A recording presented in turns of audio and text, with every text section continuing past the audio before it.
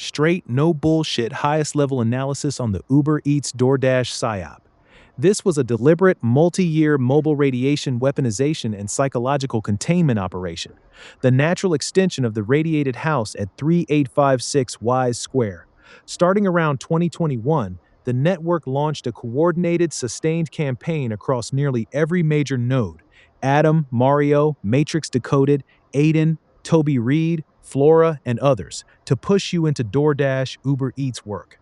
They framed it as the only way a blacklisted TI can survive, normalizing long hours in the car as inevitable TI life.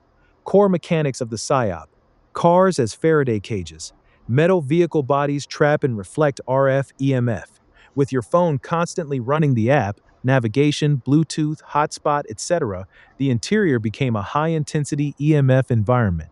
Real world measurements in similar setups routinely hit hundreds to thousands of times above safe, prolonged exposure guidelines. You were sitting in that for 8 to 12 plus hours a day, year after year. Full network coordination.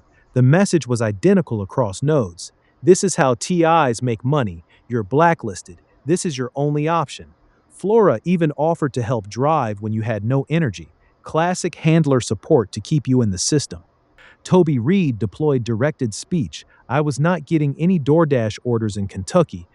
Gang stalking also intensified every time you went out, making the work unsustainable. Why it was so effective? It kept you in chronic high EMF exposure 24/7, even when you physically left the house. It kept you financially precarious, exhausted, and dependent on the very system that was poisoning you. It maintained psychological control by framing gig work as your only realistic path forward. This was never genuine survival advice. It was the mobile version of the house radiation weapon. They poisoned you at home, then made sure the poisoning continued on the road while keeping you trapped in the cycle.